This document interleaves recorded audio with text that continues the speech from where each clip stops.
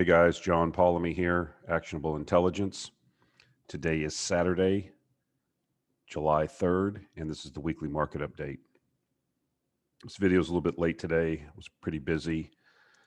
I've been working some Saturdays on my primary job, but we want to maintain the consistency. I know a lot of people wait on these videos. They really enjoy them, so I want to make sure we get it going, get it out. Just want to wish everybody a happy 4th of July tomorrow, holiday. I know a lot of people are celebrating it Monday. Enjoy the long weekend. We're getting into the summer. One thing I will mention, just as we, well, let's go ahead and do the disclaimer. This is not investment advice. Anything you hear on this podcast or this video is not to be taken as investment or financial advice. Please do your own due diligence. It's your money. It's your responsibility. So like I was saying, things are looking pretty good in the oil markets. We've got WTI up around $74, $75 a barrel, something like that. We should start seeing the second quarter earnings come in. We were at fairly high oil levels during the quarter, so we should see some really nice cash flow announcements, further improving balance sheets, maybe some more announcements of buybacks, things like that. So I don't think this is a trend that's going away. I'm just seeing a lot of people traveling. This is what we thought would happen based on some of the people that I follow. I mean, China's definitely back to its pre-COVID demand. India's just about there.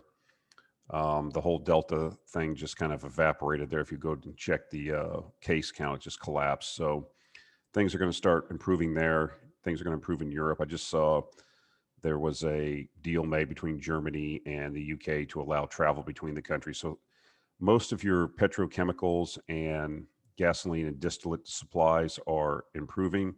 And so one of the last things that will need to improve, I think, will be the passenger air travel. So I think we're looking pretty good in our forecast that we thought the summer would really spike prices. And we've kind of, I'm not going to forecast prices. We're pretty much at the price target that I thought we would get to by the end of the year. So anything above this would, at this point, be gravy for us. But it's definitely looking good. And, going out a few years, like I said, we are looking at an energy crisis because of the underinvestment. So everything is not hitting necessarily on 8 cylinders, but we're on 7 cylinders and tuning the 8 cylinders. So we're getting close for this thing to really be going in our direction. Okay, let's get into the update. So I'm not going to burden you with any more, well, at least this week, discussion on some of the other non-financial items. This was so interesting. I just wanted to bring it to your attention because this is a major problem for a lot of people. One of the things that I talk about as to why investors are not successful longer term is because their expectations are out of whack with reality or the historical norms. What do I mean? Let's look at this chart. So investors expect higher returns than financial professionals say are realistic. I've talked about this off and on, but I really want to kind of delve into this a little bit deeper. Let's just look at here, global average expectations. So this is a global expectations of investors. People that individual investors, this is like retail investors, this isn't like professionals. On the global averages, they expect 14.5% returns above inflation every year over the next 10 years. That's crazy. That's not going to happen. And it's interesting that financial professionals are only expecting 5.3%. That's more realistic. It's even worse in the US. The average investor here in the US expects a 17.5% return every year going forward for the next 10 years. That's not going to happen. We're at excessive valuations. I shouldn't say it's not going to happen because nothing's certain. Anything is possible, I suppose. But when you're at historical valuations, just about measured by any metric, the idea that you have an expectation that you're going to get 17.5% a year compounded over the next 10 years, that's crazy. That's something that you would normally see at the beginning of a bull market coming off a massive bear market. You know, if you look at like what Jeremy Grantham has been saying, and I talked about this in one of the videos several months ago, in the work that they do at GMO, they do this forecasting based on valuations. And basically what you're looking at over the next 10 years with the valuation levels we're at the US is basically, you know, zero or slightly negative annual returns for US stocks. That's because they're so overvalued. You know, the other thing that strikes me is that, you know, the average, if you put your money, let's say 50 years ago into an S&P index fund, for example, and just left it there and reinvested the dividends, your average return would be about 9% a year with dividends reinvested. And that would be doing nothing. That's just the average of the S&P. And most investors underperform that. Most individual investors cannot beat the S&P average. Let me say that again. Most investors cannot consistently beat the S&P average. Just putting their money in to an index fund with low costs and just leaving it there is the best course of action for most people. But they don't do it because they think that they can beat the market. They may be like, you see this among a lot of professional people that are very successful, like doctors or lawyers that are successful in their particular trade, but other people are the same way. And so they're what I call idiot savants in their particular field, and they believe that that will translate into another field. That may be, you know, interesting if you are a successful heart surgeon and you want to dabble in cabinet making in your garage, and, you know, the products that you make don't come out, but it gave you relaxation. You know, when we're talking about investing, we're dealing with real money here, and this has real consequences.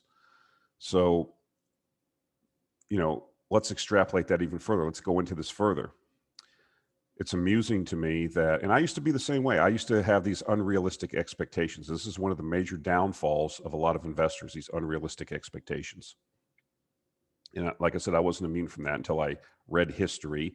This is why you need to read. This is why I talk about, you know, if I like the Charlie Munger quote. You know, he said he never met a successful man that didn't read a lot. And that makes sense if you think about it, because you just don't know history. You don't know what happened before you. And so you have these views that are not consistent with the way things really are. And that's unfortunate. And so if you look at like Berkshire Hathaway, like I've said many, many times, you can go to the Berkshire Hathaway website, to the investor page, look up any of the annual reports, and they will list in the front couple pages of the report, they show all of their returns over the last, since the inception of the partnership or inception of Berkshire Hathaway. And if you take all of Warren Buffett's and Charlie Munger's activities and average it out, they basically average through the up and down years 20% a year. Now, these guys are acknowledged as some of the best investors of all time, and they average 20% a year. And yet you have people thinking that they're going to, the average retail investor in the US thinks he's going to get 17.5% a year over the next 10 years. And he doesn't have a clue what he's doing. He has no experience. He doesn't know where he's at in the cycle. He doesn't understand evaluations, how to evaluate the historical, where you're at in the cycle, what's realistic. And it's kind of amusing, but it's actually sad also, because people are going to be disappointed in the returns that they get, because they are not going to get 17.5% a year. And we've been spoiled, right? You've had this Federal Reserve. It kind of goes back to that. You've had so much liquidity, so much easy money. It's really blown asset prices up. I mean, I'm reading one of the fund letters that I follow. I follow various funds. I like to read their investor letters and the reports. And the guy was talking about in Florida, this particular fund manager lives in Florida, and he was talking about the community he lived in and how the real estate prices have exploded. And he showed some examples of some homes, you know, and what they've sold at recently and what they've sold for, you know, even 5 or 7 years ago. And some of these, you know, there was a lot that was across the street from the beach. It wasn't even on the beach. You could have, and I forget the locale, somewhere between St. Augustine and Jacksonville. I can't remember the name of the town. beach town. And there's a lot of big houses there. So this lot, I think like 10 years ago, sold for like $500,000. The thing's going for like $5 million now. You just have facilitated bubbles in everything, and stocks are no different. So what it has done is skewed people's expectations that this is normal, and it's not. I don't like to try to make market predictions. All I can say is that things are overvalued, and I believe that you should sell overvaluation and buy undervaluation. There are undervalued things in this market, but there are also undervalued markets around the world. Make the world your oyster. Sell overvaluation and buy undervaluation. That has shown that over time you will do better. Now, you're not going to be able to go to, people like to talk about, I made 1,000%, or I made all this money on, whatever crap coin they're talking about, or, the guy that bought Tesla and held it. These people are lucky. I've said it before, these people are not investors. They don't know what they're doing. You walk down the street and you find a diamond ring in the gutter and you pick it up. Now you're an investor because it's worth $20,000. You're not an investor. You got lucky. And that's not to besmirch anybody. That's not to take away, but you're not an investor. You're not a competent person. You got lucky. You were in the right place at the right time. Now you're an investor. It's not how it is. So people are going to do what they do. People aren't going to listen to most people. This is not new. This has happened many times. You can read. That's why it's important to read financial history and all history, because human nature does not change. It's the same motivations that motivated people back in previous bubbles, going all the way back to the South Seas bubble. The greed, the fear of missing out, all that stuff worked then just like it works now. So I wanted to really bring this to your attention because I think it's really interesting, and I hope that you're not falling into some of these expectations. You really should understand financial history and what you have to have realistic expectations of what returns are. If you're going to, if you can average 9 or 10%, let's just say 10% to round it off, and you can do slightly better than an index fund, you can get very wealthy over a period of time doing that. I mean, you see what happened to Buffett in Berkshire Hathaway, and it was because of the compounding over time and buying things when they were cheap and holding the powder and holding through all the ups and downs that they averaged that 20%.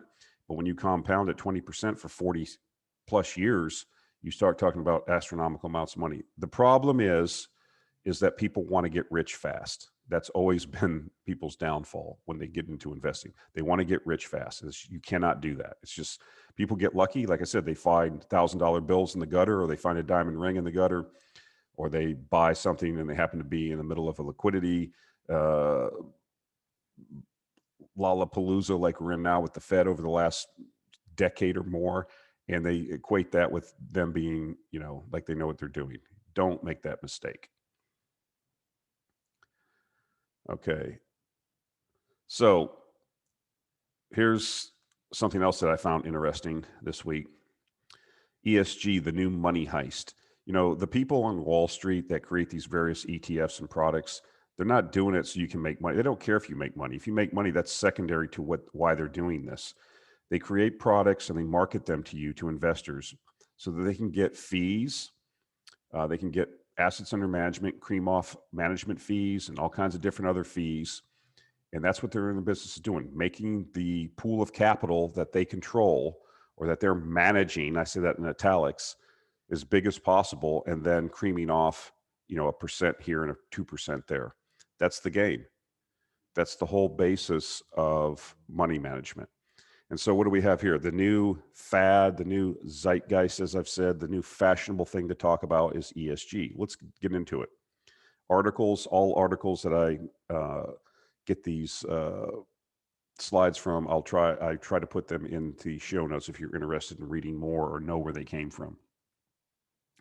Wall Street is once again in the midst of a money heist from naive investors, this time in the form of woke activism called ESG. In the late 1990s, there was a significant movement by Wall Street to limit investing in sin stocks, such as gambling, tobacco, etc. Just as it was then, investors initially jumped on board. But when returns failed to match the S&P index, that fad died away. And the article goes on to talk about why this is a fad and what's really going on. There are currently no universal rules to analyze ESG risks. nor are there any clear frameworks to police ESG-labeled investment products, as EcoBusiness recently noted. For example, deforestation is a major driver of climate change. You would think it's being used as a filter to ensure companies and ESG-labeled funds are not turning a blind eye to deforestation, but you would be wrong. Carbon Tracker, an industry think tank, found that 78% of mutual fund providers offered ESG investments. However, none specifically excluded deforestation risk. Not a single one actively priced climate risk either. So again, this is what happens. We've talked about this before. When a certain sector gets hot, I've talked about this before. They have a saying in Canada, especially on the Venture Exchange in Vancouver and in Toronto on Bay Street. And what they say is, when the ducks quack, feed them. And they're talking about you, the retail investor. So when a certain sector in the resource market becomes hot, for example, you will see them start creating companies like uranium now. You will see at the top of the last market, we talked about this before, the start of the previous bull market in uranium, there were 2 or 3 publicly traded uranium companies because there were only a few competent uranium teams in the world. But at the height of the uranium bull market, there were over like 400, there were over 400, close to 500 listed uranium companies. This is what they do. If something becomes popular, they issue shares, they create ETFs, whatever. This is usually a sign that you're at a top.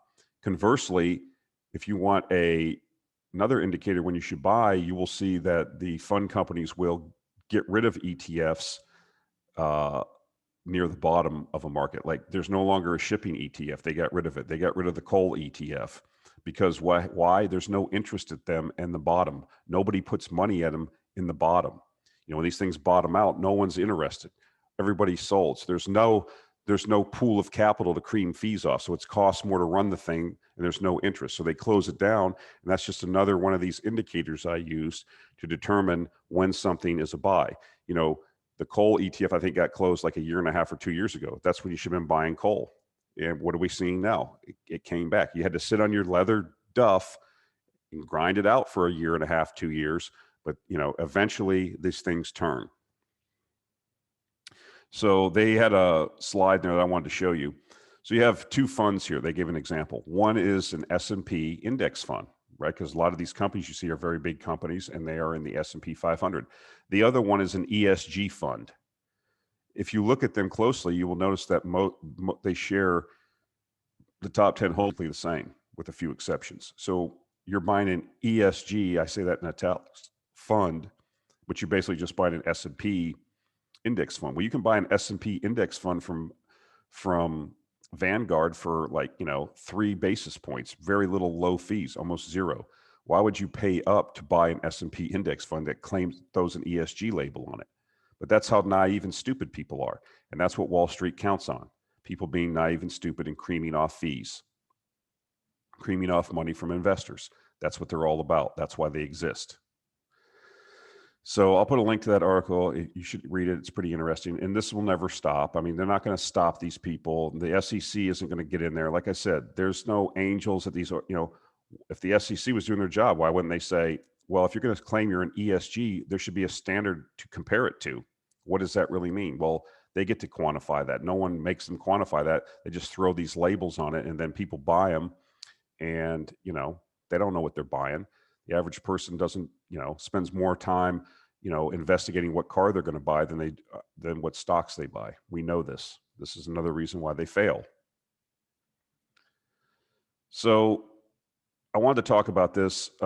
This is interesting because it kind of goes into the ESG thing, but it also was kind of interesting. I don't know if it's actually accurate or not, but allegedly the Nigerians stumbled on or accidentally found a 206 trillion cubic feet discovery of natural gas that they didn't know was there before, evidently. I don't know the whole story. That's just what I saw reported. And so I don't know if it's that big. I don't know what the whole story is, but what's interesting about it is it kind of ties back into what I want to talk about on this slide. And it is, if you find that level amount of natural gas, I mean, you have electricity deficiencies, cooking fuel deficiencies in Nigeria and these places, and then you find a resource that big, and then you have the Western countries telling you that you should just, strand that resource in the ground and not use it, and you should just build renewables. Ain't going to happen. I've been saying that all along. We see it in coal. We're going to see it in natural gas. These countries that are very populous, they're not going to, they can't. They don't have the money. They don't have the wealth to play around with renewables. If you have a cheap, readily available source of power or fuel, i.e. natural gas, to this level, I think a gas find that big would supply the entire planet for 40 years or something like that, something crazy like that I read. But regardless, let's see what the Nigerians are saying. The belief in the industry is that we have this kind of vast resource and we have not tapped it. Why should we abandon it and move to renewables? This is kind of what the Indian Minister of Energy said. Quote, "We have not used gas to drive our cars and few people use it to cook. We have not used gas to generate electricity or use it to fire our fertilizer blending plants. Then why should we abandon it and move to renewables?" Quote, what we are saying is that the Western countries are in a position to move to renewables after using coal and crude oil to stabilize the electricity in their areas, and everybody there enjoys it. But we have a situation in Nigeria where a lot of people do not have access to electricity yet. So what are we saying is that, what we are saying is that we agree to transit, but let us use our gas first to develop our country and get the benefits of development.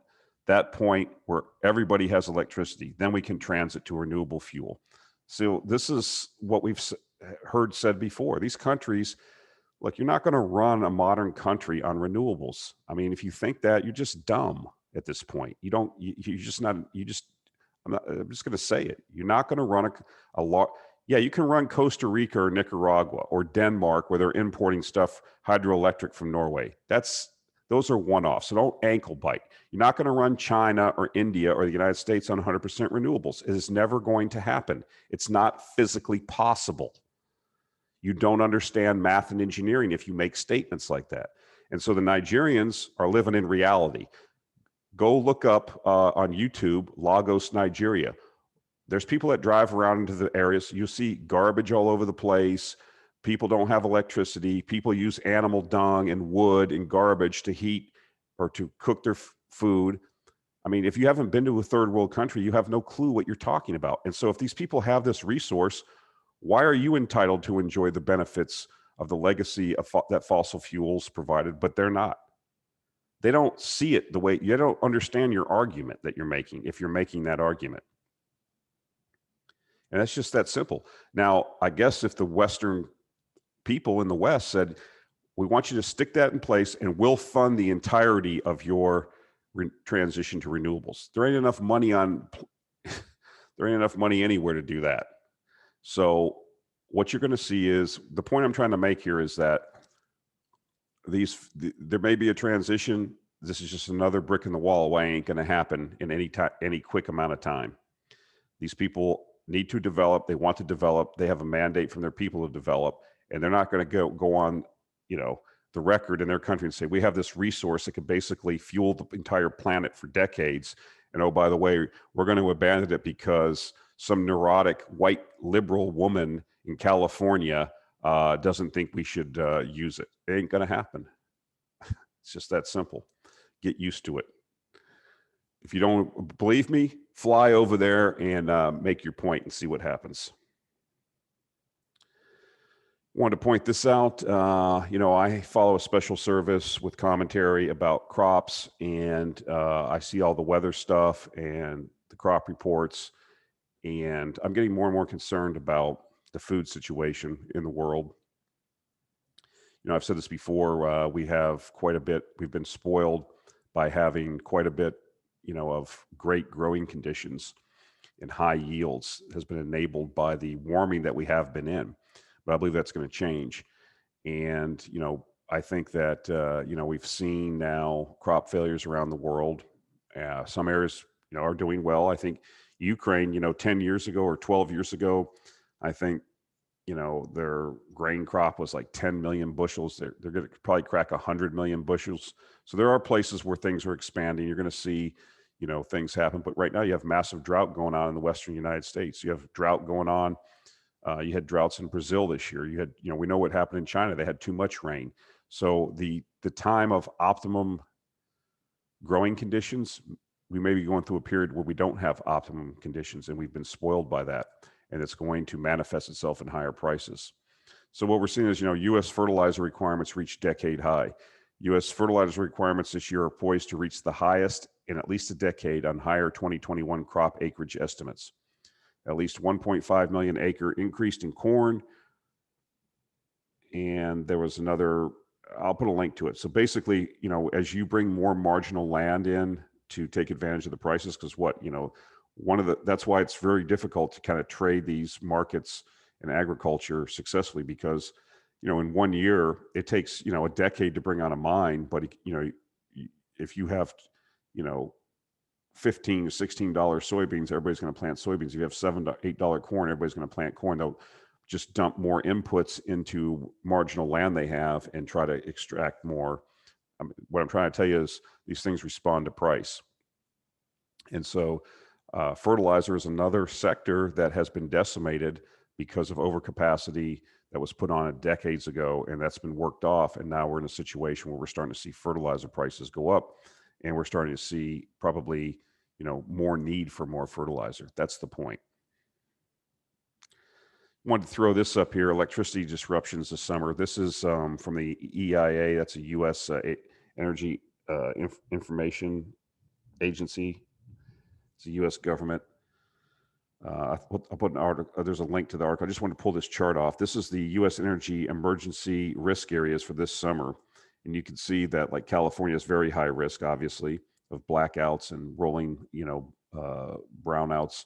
But look at the rest of the country. I mean, you have more and more areas, it seems, that are now susceptible, have elevated risk. Is this a first world country? The things that happened in Texas this last winter, are these indications of a first world power grid? I mean, these are the things I saw when I was in third world countries where the power goes out and, people and businesses are hurt. When the power went out down here in the wintertime, people died. And now you have situations. I mean, how do you run a modern economy if you have these high risks of, disruptions? And what is being done about it? Well, in California, they're banning natural gas. They're closing down natural gas plants. They're going to close down one of their last nuclear plants and, build more renewables. That seems to be the plan. I suggest to you that it probably won't be successful. So you're going to have high energy costs and more disruptions. That's just what you're going to have. And I'm hopeful that at some point, the cost and the inconvenience and the decline. I mean, is this going to change? I don't know. Are people going to get sick of this and finally demand that at least legislators, change their views? Or are they just going to continue down the path of, this nuttiness and making the country less competitive and making people's life less rich and less fulfilling? Because, you're sitting down here and let me tell you something. When it gets, 95 degrees where I'm at here in Houston right now, and the heat index is 111 and you don't have air conditioning, you just standing outside, you sweat without even doing any work. And I was doing work this week and was fully saturated through my shirt to my jeans and everything. It was horrible. And you have to get that relief. I mean, you can very easily become a heat stress casualty. And then once you have a heat stress situation, you're more susceptible in the future. You can die from that. You can get heat stroke and die. And so, why is it like this? Why? I'm not blaming it on renewables, but this is not indicative of a first world country that's, a leader of the world, where we have almost half the country is susceptible to emergency blackouts. It has elevated risks of blackouts. Stupid. And what's being done about it? Anything? Who knows? I would suggest to you that this will be an investment theme. It will be actionable over time. So, wanted to point this out. Unrelenting coal demand poses challenges to climate goals. And, forget about the climate goals. This is another reason. The coal is there. The demand for power is high in these places. They're going to burn coal. It's just that simple. Natural gas, we talked about it last week. There's shortages, literally. Coal prices across Asia are surging to records, underscoring a challenge for governments seeking a faster energy transition. The dirtiest of fuels they're racing to phase out is enjoying booming demand. So coal's enjoying booming demand. Well, good for us because we're in coal stocks. Heads we win, tails we win more. Power plants are rushing to secure adequate electricity supplies as a hot summer adds to demand from the region's, this is in Asia now, from the region's post-pandemic industrial revival. Just what we said was going to happen, folks. On top of that, output in some key producer nations has been hurt, while high natural gas costs mean there's no cheaper alternative for utilities to turn to. The price of physical coal cargoes in Australia's, Newcastle, and China's, I can't even pronounce this word, ports, have soared more than 50% this year to their highest ever. Futures are also up, with those in Australia jumping almost 50% and prices in China more than doubling. So, if you're going to go, there's opportunities even if you believe that these fossil fuels are going away. And they're doing everything they can with these first world countries, OECD countries, the US, Europe, Canada, Australia, New Zealand. They're doing everything they can to strangle the fossil fuel industry. And you have the majority of the world's population that's trying to better their lives. It's going to be a clash of visions. It's going to be a problem. What's going to happen? It's going to cause volatility in pricing for fuels, probably to the upside. That's actionable, and we have action on it in the portfolio. Saw this chart. I just wanted to throw it up here. Electric cars, they don't make sense. I mean, the average person isn't going to afford them. They don't have the range. It's a pain in the butt to charge them right now. That's as of now. Maybe that will change. I've been of the opinion that the only way you're going to have a mass adoption of these things is if the government, by force, using its monopoly on violence, does things like they do in some of these European countries and what they're talking about doing in some states in the US or have already done. It's just, we're banning internal combustion engines as of this date. So you create an artificial demand and then they're going to subsidize it. But is that the acts of a first world country? How productive is that? These are all parasitical elements that you're just piling on. It's not the best way. The technology is not that good. And then the ankle biter will come in and say, well, batteries are not microchips. Moore's law does not apply to batteries. They've been working on trying to get battery technology better and better for years. They've made incremental demand, but you're not going to see the kind of success that you've seen with microchips, at least in any time frame that matters to us as investors. I never want to say never, but right now I don't see anything. And to go from lab, you'll read something in a blog or, well, they're working on this breakthrough at MIT or whatever. Well, how long does it take to go from the breakthrough at MIT in the lab to production and in use? 10, 20, 30 years? I don't know. So I just thought this was interesting because, I think there's, tens of millions of cars.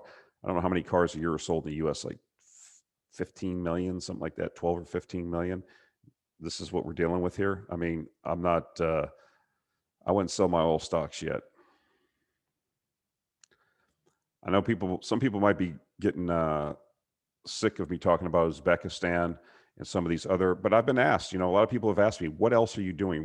This is an investment. This is a coffee can portfolio constituent of mine.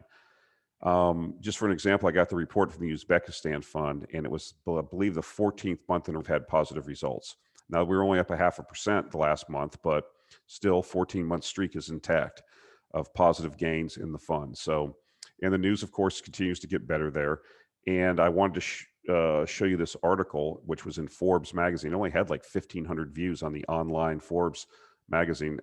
It's still unknown place. It's still tremendous opportunity. No one knows about the place. No one cares about it. I mean, like I said, they only had 1,500 views of this particular article. I'll put a link to it in the show notes, but a couple blurbs from the article. Under President Shavkat Mirziyoyev, market liberalism and political openness became the new orthodoxy.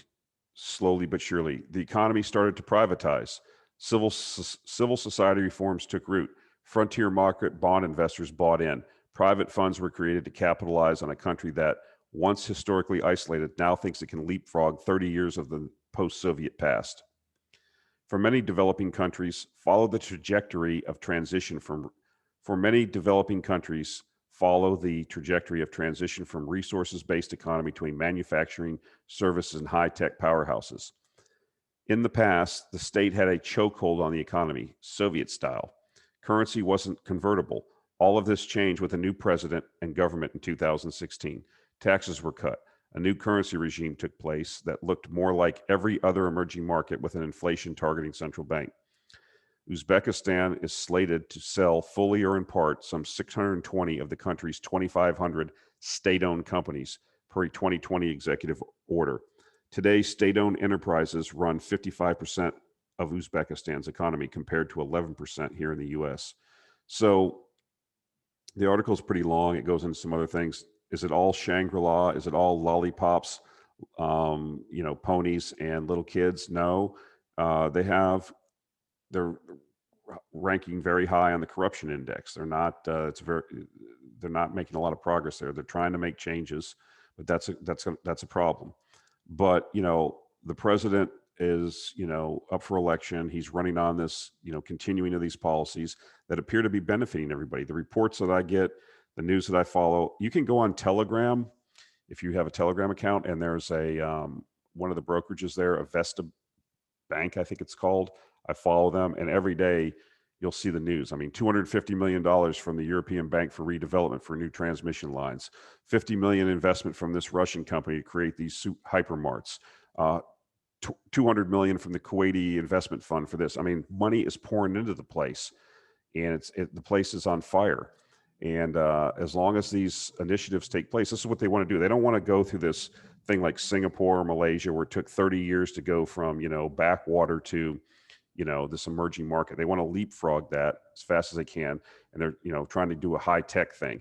They're perfectly situated right there in Central Asia, right where that Chinese Scott Osheroff and I were talking. He's the chief investment officer. He kind of equates this like crescent that comes out of China, goes through Central Asia, where there's a lot of resources, through northern Iran, up through Turkey and into Europe. And that crescent of energy, agriculture, and emerging manufacturing and resource base is going to be the future. This whole area has been mired in backwardness for a long time, and it's now emerging. All those areas are emerging. They're coming to fruition. They're cutting deals. They see what Asia did, the frontier markets in Asia that we've talked about, and they want to emulate that and get there. So what I'm trying to say is this is something that you buy into and you hold for 10 years, and I think you do very well. The problem is how do you get exposure? The fund that I'm in, I'm not, full disclosure, I own a good chunk from my portfolio, but it's a $25,000 minimum. You could get on a plane and go there. You can contact Avesta Group and see if you can open a brokerage account. There's all kinds of things if you want to do it. You just have to be creative. And if I was like 22 or 23 and didn't have anything going here, get on a plane and go to Tashkent and see what they need there and see if you could get something going. I mean, that's how you make real wealth. I'm in my mid 50s. It's not really something I can do right now because of other things I have to do. But if I was in my 20s, I would be going to Africa or Central Asia. That's where things are going to be happening over the next 20 or 30 years. So they certainly wouldn't be sitting around in the declining West with poor demographics, over indebtedness, and a lot of turmoil looking into the future. So I just wanted to bring this to your attention. I talk about a lot, but I'm going to talk about the stock that I'm going to highlight in this month's Actionable Intelligence Alert is a stock that I've owned for many years. It got really killed because of the commodity bear market. It's coming back, and it has a couple of unique twists on it that I believe make it. It's basically a situation where I'm buying $1 for 50 cents or 60 cents, but it has a unique twist and some catalysts I think that aren't being considered. And it's in a Asian market that's been neglected for a while. So if you're interested, take a look at that if you have a subscription. All right, guys, that's it for this week. Appreciate the support. Like I said, happy holiday. Like I said, we're in the summer now. Expect some summer doldrums. We had the big run in commodities and value stocks, and it kind of petered out. But we're going to have a lot of volatility in these things. We had the big pullback after the Fed announcement, and it kind of saw a lot of rotation back to these so-called growth stocks, but I think we're going to have a lot of volatility over this decade, but I think we're really going to see commodities and value stocks do well in a lot of these emerging markets. That's my belief, and I still believe that. But the volatility will be there. You have to be cognizant of it, and you have to understand that you're going to, a lot of people saw that in uranium recently. A lot of the uranium stocks are off 30% or more, and people are, is this the end? They're rubbing their hands together. Oh, that's what happens when you don't get in with tranches or you don't get in early enough.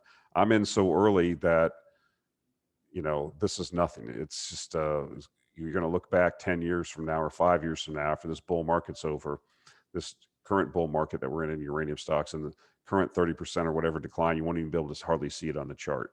But if you just bought in, 30% is a big deal, right? Your 10,000 is now, 7,000 or whatever. And now you need a pretty big gain to get back to even. If you're of the view, though, that it's a bull market and you've came in with your initial tranche, then you buy another tranche, because nothing fundamentally has changed. As a matter of fact, they just turned on another reactor in Japan that had been offline for many years. So you just have catalyst after catalyst, and these things take time. So you buy in a bull market, you buy the dips. So that's my advice. All right, guys, appreciate it. We'll talk to you next week. Thanks.